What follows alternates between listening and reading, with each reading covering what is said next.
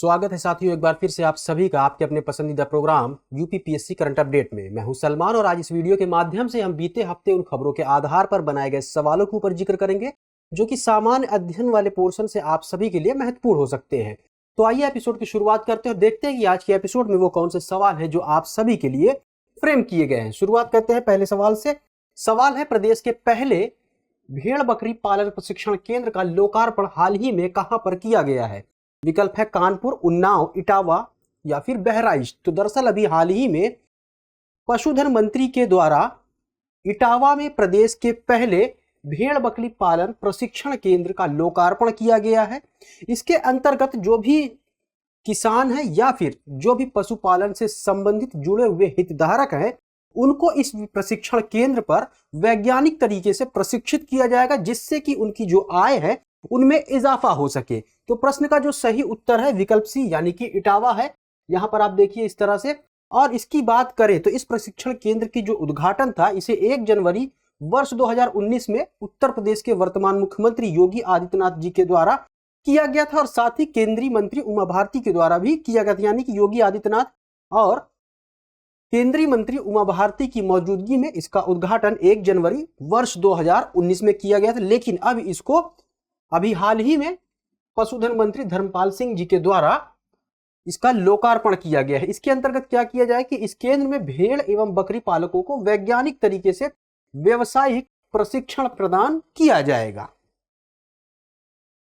अगला सवाल है, निम्नलिखित कथनों पर विचार करें। हाल ही में बुलंदशहर के अरविंद ने डबल्स रोइंग प्रतियोगिता में स्वर्ण पदक जीता है। अरविंद ने यह स्वर्ण पदक अपने साथी अर्जुन लाल जाट के साथ जीता है। नीचे दिए गए कूट से सही उत्तर चुनिए। तो दरअसल अभी हाल ही में 1 नवंबर को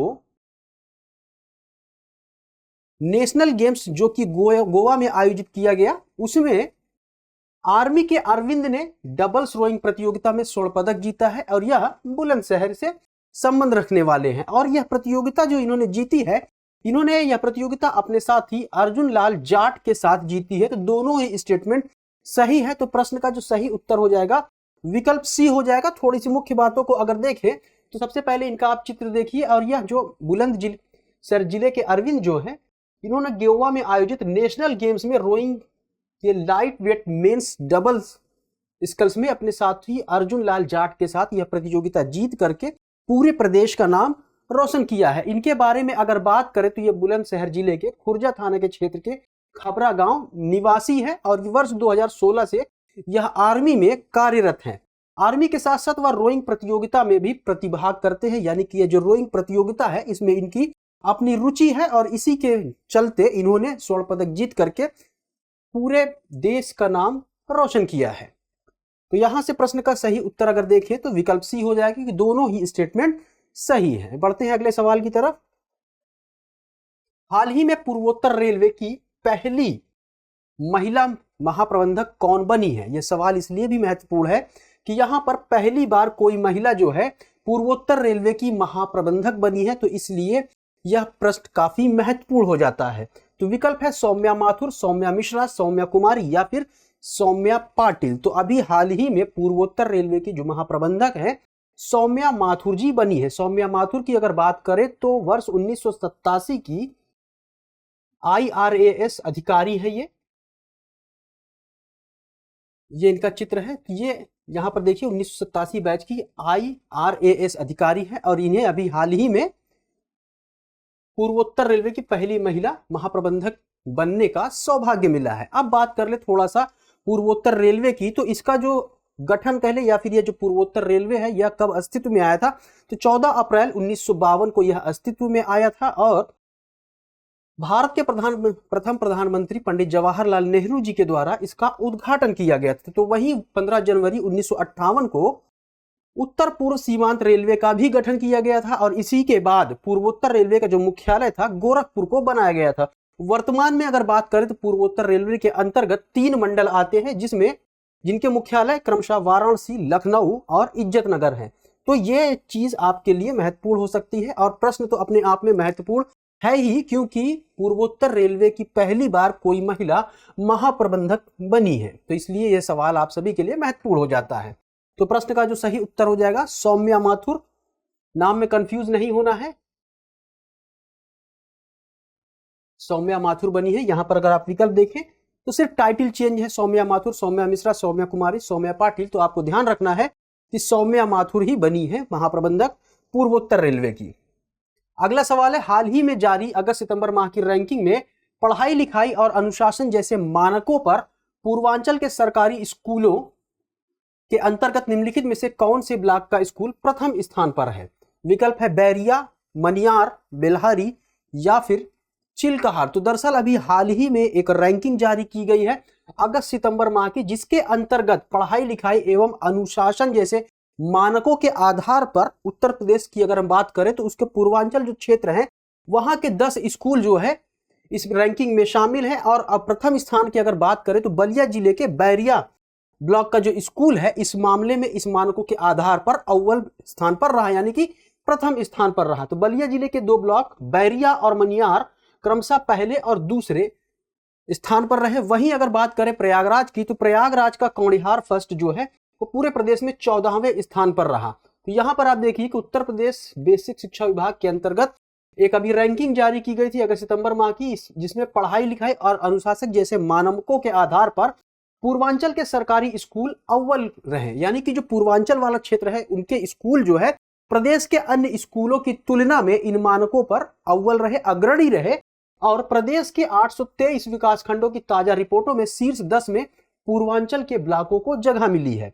तो अब इन ब्लॉकों में नंबर 1 पर कौन है? तो बलिया जिले के जो 2 ब्लॉक हैं वो शीर्ष स्थान पर। कौन कौन से?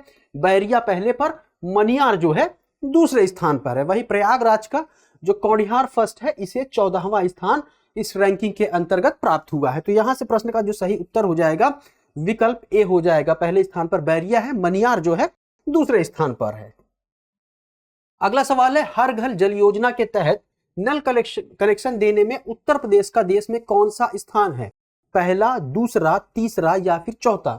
तो हर घर जल योजना के अंतर्गत उत्तर प्रदेश जो है देश में सबसे ज्यादा कनेक्शन देने वाला राज्य बन गया है, यानी कि पहले स्थान पर आ गया है। इस योजना के अंतर्गत अगर हम देखें तो प्रत्येक दिन उत्तर प्रदेश जो है 40,000 से अधिक ग्रामीणों तक नल कनेक्शन पहुंचाने में काम कर रहा है। अब हर घर जल योजना की बात करें तो इसे वर्ष 2019 में शुरू किया गया था प्रधानमंत्री नरेंद्र मोदी जी के द्वारा, और इसके अंतर्गत वर्ष 2024 तक कार्यात्मक घरेलू नल कनेक्शन के माध्यम से प्रत्येक ग्रामीण परिवार को प्रति व्यक्ति प्रतिदिन 55 लीटर जल की आपूर्ति करने की परिकल्पना इस मिशन के अंतर्गत की गई थी। और यह जो योजना है यह जल शक्ति मंत्रालय के अंतर्गत बनाई गई है। और इसका जो मौजूदा लक्ष्य है जल आपूर्ति प्रणालियों एवं जल कनेक्शन, जल गुणवत्ता निगरानी और परीक्षण के साथ साथ सतत कृषि की कार्यक्षमता सुनिश्चित करना है। तो क्या यह योजना है, कब इसकी शुरुआत की गई, इसका क्या उद्देश्य है, यह आप लोगों के लिए महत्वपूर्ण है। और उत्तर प्रदेश जो है ग्रामीण परिवारों की अगर बात करें तो यह भी यहां पर देखिए तो इसमें जो नल कनेक्शन की बात की जा रही है 40,000 से अधिक ग्रामीणों तक नल कनेक्शन पहुंचाने के लिए यहां पर कार्य किया जा रहा है। और यह पहले स्थान पर उत्तर प्रदेश देश में शीर्ष स्थान पर है अभी। तो यहां से प्रश्न का जो सही उत्तर हो जाएगा विकल्प ए, यानी कि पहला हो जाएगा। अगला प्रश्न है, हाथी नाला बायोडायवर्सिटी पार्क स्थित है? विकल्प है पीलीभीत, मिर्जापुर, सोनभद्र या फिर गोरखपुर। तो हाथी नाला बायोडायवर्सिटी पार्क की अगर बात करें तो जैसे कि आप यहां पर देखें इसके नाम में एक नाला लगा हुआ है। तो इसका जो नाम है मुख्य रूप से एक पहाड़ी नाले के ऊपर रखा गया है जो कि विंध्याचल पर्वत पर विंध्य रेंज का प्रतिनिधित्व करता है। और यह जो है सोनभद्र के रेणुकूट नामक स्थान पर स्थित है। तो यहां जिलों की अगर बात करें तो विकल्प सी इस प्रश्न का बिल्कुल सही उत्तर हो जाएगा, सोनभद्र। सोनभद्र स्थित रेणुकूट वन प्रभाग के हाथी नाला जंगलों का नाम एक मुख्य जल निकासी पहाड़ी नाले हाथी नाला के कारण पड़ा है जो विंध्य वनों का प्रतिनिधित्व करता है या प्रतिनिधि है। और यहां पर आप देखें तो हार्डविक या बिन्नाटा जो है यहां प्रमुख प्रजातियों से समृद्ध है और यह एक की स्टोन प्रजाति के रूप में यहां पर कार्य करता है। तो कमेंट सेक्शन में आप लोगों के लिए एक होमवर्क है, कमेंट सेक्शन में आपको यह बताना है कि की स्टोन प्रजातियां क्या होती हैं। यह सवाल पिछले वर्षों में पूछा भी गया है तो आपको पता भी होना चाहिए कि की स्टोन प्रजाति क्या होती है।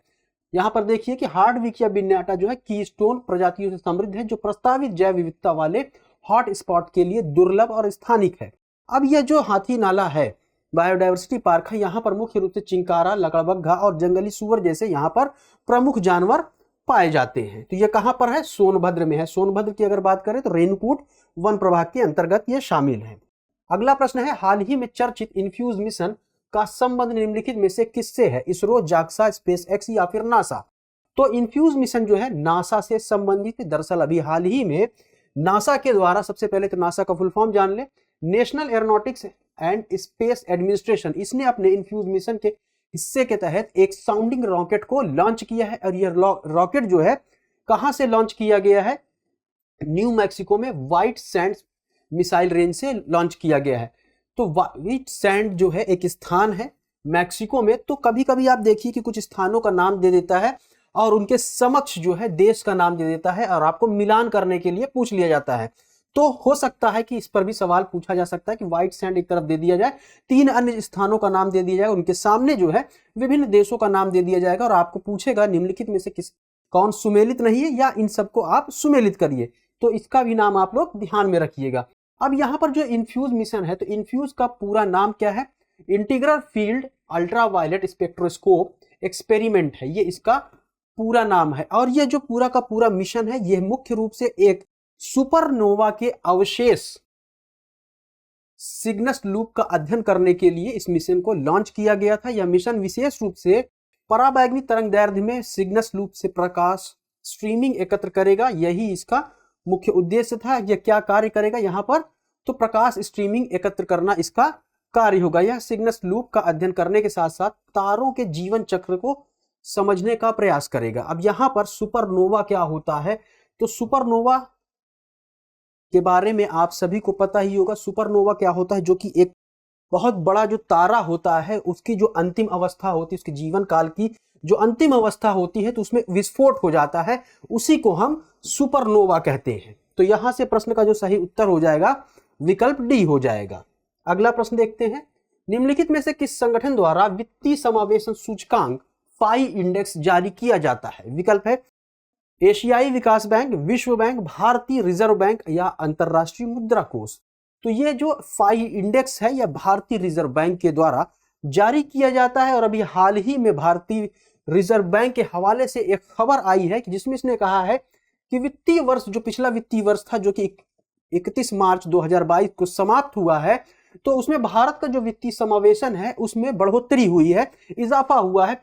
कितना हुआ है? तो पिछले वर्ष में जो देखा गया था 53.9 था, जो कि बढ़ करके 56.4 हो गया है। साथ ही साथ इसके जो विभिन्न उपसूचकांक है उसमें भी वृद्धि देखी गई है। दरअसल जो फाई इंडेक्स है या वित्तीय समावेशन सूचकांक है, यह आरबीआई द्वारा सरकार के साथ साथ जो भी संबंधित हितधारक हैं उनके लिए एक समग्र वित्तीय समावेशन सूचकांक का निर्माण किया गया था। इसके अंतर्गत मार्च 2021 को समाप्त होने वाले वित्त वर्ष के लिए अगस्त 2021 में इसे प्रकाशित किया गया था। इस सूचकांक का निर्माण बिना किसी आधार वर्ष के आधार पर किया गया है। यहां पर सवाल देखिए कि बिना किसी आधार वर्ष, यानी कि इसका कोई भी बेस ईयर नहीं है, ये इसके लिए महत्वपूर्ण बात है। और इसमें इस सूचकांक में 97 संकेतक एवं पहुंच, उपयोग एवं गुणवत्ता जैसे 3 पैरामीटर शामिल है। कौन कौन से? पहुंच, उपयोग एवं गुणवत्ता, ये 3 पैरामीटर शामिल है। साथ में 97 सूचकांक है। यह बिना किसी आधार वर्ष के जारी किया गया है और अभी इसमें बढ़ोतरी देखने को मिली है, इसलिए यह सवाल इस एपिसोड में शामिल किया गया है। तो प्रश्न का सही उत्तर हो जाएगा भारतीय रिजर्व बैंक। अगला प्रश्न है, जहां भूकंप की तरंगे सबसे पहले पहुंचती हैं उस स्थान को किस नाम से जाना जाता है? अधिकेंद्र, सिस्मोसाइट, भूकंप मूल या उपर्युक्त में से कोई नहीं? तो दरअसल अभी हाल ही में आपने देखा होगा कि 1-2 दिन पहले जो है दिल्ली के साथ साथ उत्तर प्रदेश के कई स्थानों पर भूकंप के झटके महसूस किए गए हैं। और अगर हम बात करें इसका जो एक तरह से ओरिजिन था वो नेपाल में था। तो सबसे पहले देखें कि भूकंप है क्या, भूकंप की तरंगे क्या है। बेसिकली भूकंप एक प्राकृतिक घटना है जिसके अंतर्गत पृथ्वी के अंदर से ऊर्जा निकलने के कारण जो है तरंगे उत्पन्न होती है। इन्हीं को हम भूकंपी तरंगे भी कहते हैं और ये विभिन्न दिशाओं में फैल जाती है। भूकंप से उत्पन्न तरंगों को ही हम भूकंपी तरंगे कहते हैं, जो पृथ्वी की सतह पर आगे बढ़ती हुई चली जाती हैं और इन्हें सिस्मोग्राफ के माध्यम से मापा जाता है। एवं वह स्थान जहां पर ये तरंगे सबसे पहले पहुंचती हैं, उन्हीं को हम क्या कहते हैं, इपीसेंटर कहते हैं या अधिकेंद्र कहते हैं। अब ये जहां से उत्पन्न होता है, मतलब जहां से ऊर्जा का उत्पन्न होना, या फिर कह ले कि जहां से ऊर्जा रिलीज होती है, उत्पत्ति होती है, उसे भूकंप का केंद्र यानी उद्गम केंद्र या हम फोकस कहते हैं। इसे भूकंप मूल भी कहा जाता है। और इस भूकंप मूल से या फोकस से जब ये तरंगे आगे बढ़ करके जब पहली स्थान पर कहीं पर पहुंचती, भूकंप तरंगे सबसे पहले पहुंचती हैं, उसी को हम अधिकेंद्र या एपिसेंटर कहते हैं, जो उद्गम केंद्र के ठीक ऊपर या 90 डिग्री के कोण पर स्थित होता है। यानी कि मान लीजिए कि यहां से ये जो है फोकस, यहीं से जो है ये भूकंपी तरंगे निकल रही है, तो यही ठीक इसी पर 90 एंगल पर या बिल्कुल ठीक ऊपर स्थित होता है। तो पृथ्वी की सतह पर भूकंप के समान तीव्रता वाले जो बिंदुओं को मिलाने वाली काल्पनिक रेखा होती है, उसे हम समभूकंपी रेखा या आइसोसिस्मल लाइन कहते हैं। इसके अध्ययन को सिस्मोलॉजी कहते हैं। तो यहाँ पर कई फैक्चुअल चीजें हैं, कई टर्मिनोलॉजी है जो आप सभी के लिए महत्वपूर्ण हो जाती है। यहाँ पर आइसोसिस्मल लाइन क्या होता है, इस पर सीधे प्रश्न पूछा जा सकता है। सिस्मोलॉजी किससे संबंधित है, किसके अध्ययन से संबंधित है, इस पर सवाल पूछा जा सकता है।